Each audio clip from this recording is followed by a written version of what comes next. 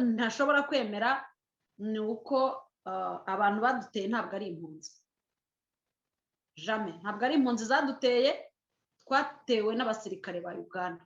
Ahubwo Habyarimana ngira ngo yagize nk'imbaraga nkeya zo gusobanura ikibazo uko cyari giteye, amagambo n'ibisobanuro ntabitanga uko bikwiriye. Teye mu Bugarama hapfirayo ba Feresi, igihe sinyenzi zitateye u Rwanda ni igihe ki, uretse ko ibitero byagendaga bisimburana mu myaka, nibwo byazaga bikomeye kuko nyine babaga bafite igihe cyo kwitegura.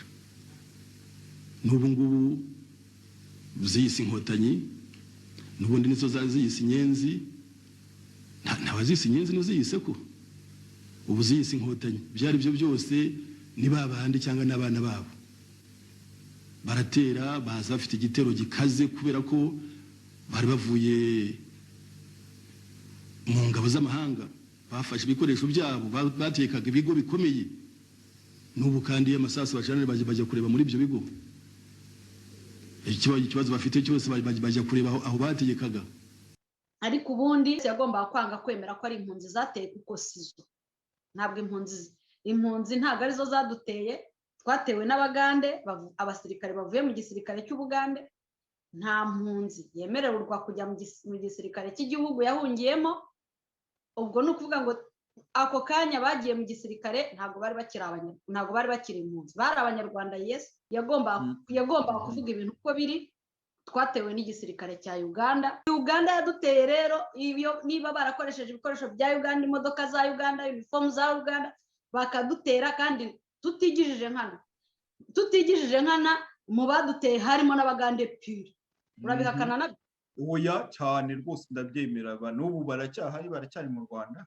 Ubwo rero twe twatewe n'Ubugande. Habyarimana agira lack of confidence yo guhagarara ku maguru ye ngo avugishe ukuri ikibazo uko cyagenze. Yagombaga kwerura ikibazo uko kimeze. Sinzi negociation yari afite nabo ku ruhande, niba yari kwitwararika aribyo byari gutuma yenda bicogora bigafatukana buke, simbizi. Nimba yarabuze abantu batekereza banariza ikibazo uko kigenze, simbizi. Ariko kuri amaso y'umuntu wese yabwira. Teye mu Bugarama hapfirayo ba Feresi, igihe sinyenzi zitateye u Rwanda ni igihe ki, uretse ko ibitero byagendaga bisimburana mu myaka, nibwo byazaga bikomeye kuko nyine babaga bafite igihe cyo kwitegura. N'ubu ngubu ziyise inkotanyi, n'ubundi nizo ziyise inyenzi, ntawazise inyenzi n'uziyise ko ubu ziyise inkotanyi. Byari byo byose ni babandi cyangwa n'abana babo baratera, baza bafite igitero gikaze kubera ko bari bavuye mu ngabo z'amahanga, bafashe ibikoresho byabo, batekaga ibigo bikomeye. N'ubu kandi amasasu bacana bajya kureba muri ibyo bigo, ikibazo bafite cyose bajya kureba aho bategekaga. Ariko impamvu ni yayindi yatumye batera muri 1962, 1963, 1967. Impamvu ni yayindi y'icyo gihe ni nayo y'ubu ngubu. Batubwire neza icyabaye icyari cyo. Icya mbere rero, na mbere twatewe n'Abagande, n'Abanyarwanda bashyigikiwe n'Abagande. Yes, ariko kubera ko bakoreshejwe intwaro z'Ubugande, bagaturuka ku butaka bw'Ubugande, bakivuriza Ubugande, bagahabwa imiti n'Ubugande, twatewe n'Abagande. Okay. Ariko impamvu ni yayindi yatumye batera muri 1962, 1963, 1967. Impamvu ni yayindi y'icyo gihe ni nayo y'ubu ngubu. Abo bantu ntabwo ikintu cyatumye bihutira gutera, niba koko niyo mishyikirano yari hari ikibazo n'uyu munota bahora bagaruka, bavuga umunsi ku wundi. Sinzi niba amatwi y'abantu acyumva ko batashobora gutsinda mu matora kubera ko ari nyamuke. Bahora babivuga, n'uyu munsi barabivuga. Niyo mpamvu icyitwa amatora nta kibaho, niyo mpamvu bafashe icumu rishyushye barifatiye ku bantu. Nuko bahoraga bavuga bati se n'ubundi niyo batwemerera gutaha, yewe niyo baduhereza n'iki cyose tugataha, bakanadushyira no muri iyo guverinoma, ari nayo mpamvu bagiye mu mishyikirano barangiza bakayisesa, bakadushyira muri iyo guverinoma bakaduha n'iyo myanya, bakagira gutya mu kanya gakurikiyeho twajya mu matora, kuko ntabwo ubutegetsi umuntu abutanga nk'uko umubyeyi agabura igikoma ahereza abana. Ubutegetsi n'ubw'abaturage butangwa nabo. Nimba tugeze mu matora ukaba utari butsinde, ukaba ubizi neza muri wowe ko igihe icyo ari cyo cyose utazigera utsinda. Niyo mpamvu bakoze ibintu byose byo guhubaguza no guhita bafata ibintu direct. Icyo nicyo cyabateye kwangiza, kwica imishyikirano ya Arusha. Icyo nicyo cyabateye gutera mbere yuko ayo masezerano yo kubacyura agerwaho. Ntabwo n'uyu munsi ntabwo ushobora kubabwira ngo nimwicare tuba abanyarwanda twese tujye mu matora, ibizajya bivamo ari byo twakira. Ntabwo bashobora kubyemera, kandi ibyo ntabwo nigiza nkana, nawe ntiwakwigiza nkana ngo umbwire ko inkotanyi zishobora kwemera ko ibintu bijya mu mucyo. Zirabizi ko bigiye mu mucyo zitacamo, akayunguruzo kazinaga. Icyo rero nicyo kintu cyaziteye gukora ibintu byose mubona, no kuza bica abantu umubare munini. Ni uburyo bwo icyo bise punguza mwese wumva igiswahili arabyumva. Uragabanya nde, uramugabanyiriza iki? Barapunguza kugira ngo barebe ko umunzani wazajya hamwe cyangwa hafi na hafi.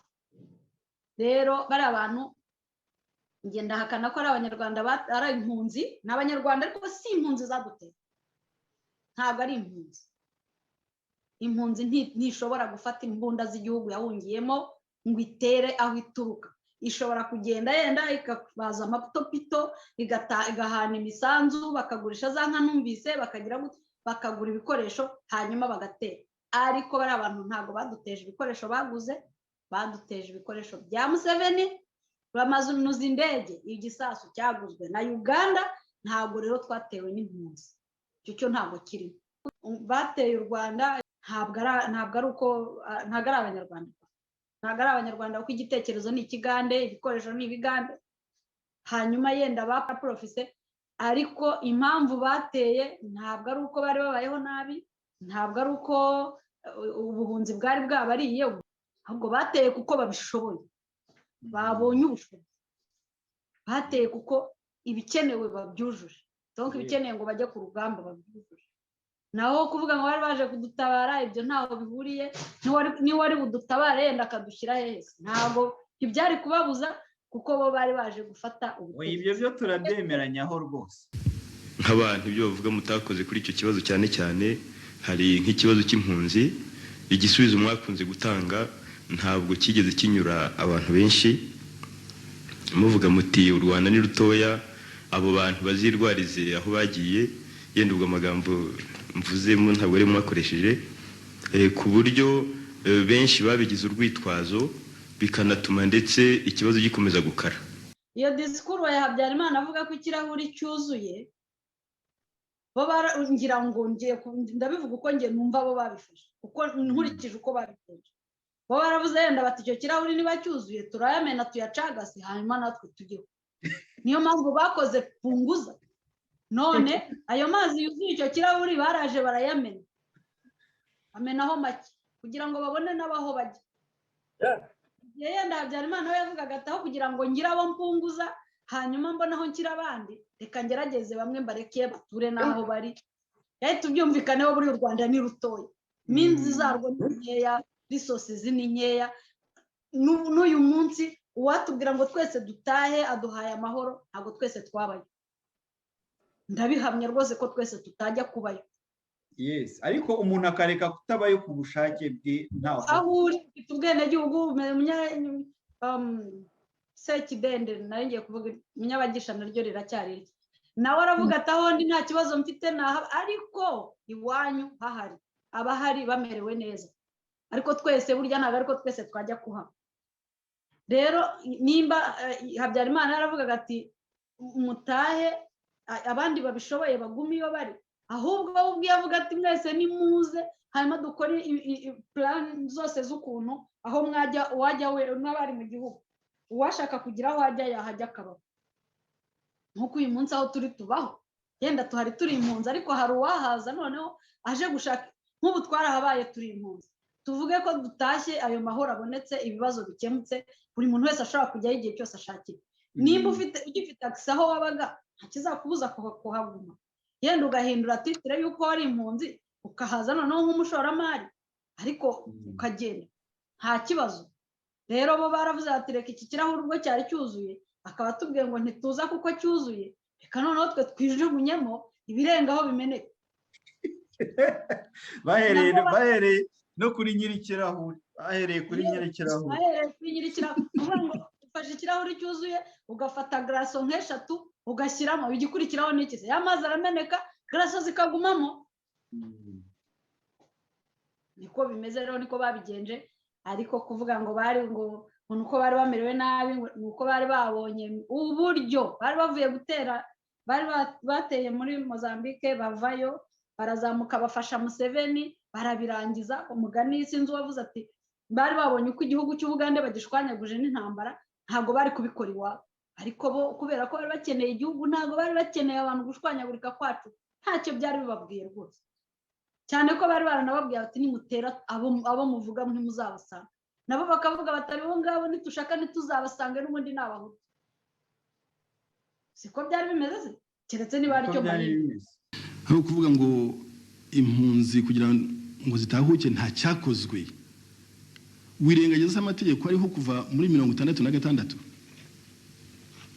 Nabonye agatabo kandikiwe muri Minisiteri y'Ubutegetsi bw'Igihugu, kanditswe icyo gihe muri 79, uzareba wari minisitiri wari w'icyo gihe, yashyize hamwe amategeko yose ariho agenga itahuka ry'impunzi, ashyiraho arete presidentielle ya Kayibanda 1966, ashyiraho amabwiriza yose yari yabaye mbere. Ako gatabo uzagashake usome, amabwiriza arahari kuva icyo gihe. Hari uwayahanaguye se? Cyangwa ushaka kunyemeza ko mu Rwanda ari mu bakozi ba leta ari kubikorera ku giti cyabo nta mpunzi zatahutse zikurikije ayo mategeko, zatahutse zinyuze zihe nzira? Barazihohoteye se? Ariko ayo mategeko ariho. Naho kuvuga ngo impunzi ntizitaweho, uzarebe wanditse ayo mategeko yashyize hamwe, niba ubu ngubu uvuga ngo izo mpunzi ntizitaweho, ngo niwe utegeka ngo abo ngabo. Yahunze ubwo bumwe, si icyo gihe yavuga ko yahunze iki? Yahunze avuga iki? None ubu ngubu ngo arategeka, ntategeke se? Wategeka baramwumvira koko? Bamwumviye se akabategeka koko bakomeza kutwohereza amasasu aze aho ayohereza hariho?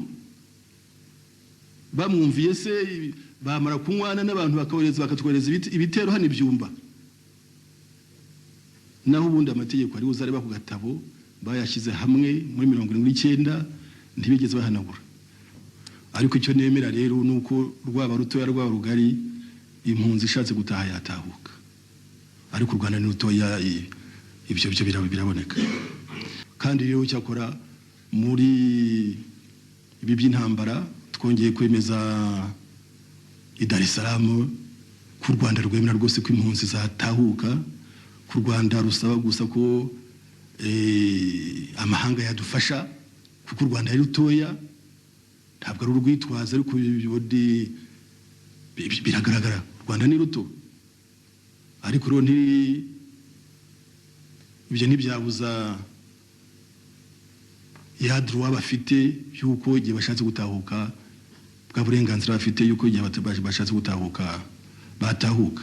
Tukaba dutegereje rero ko wa muryango wita ku mpunzi uzadufasha kubarura abashaka gutaha, uzadufasha kureba abashaka gutahuka n'ibintu byangombwa bagira kugira ngo nyine bashobore kuza. Naho kuvuga ko abantu batitaye kuri icyo kibazo, ko abashatse kuza babuze uko baza, kugira ngo ntabwo ari ukuri kuzuye.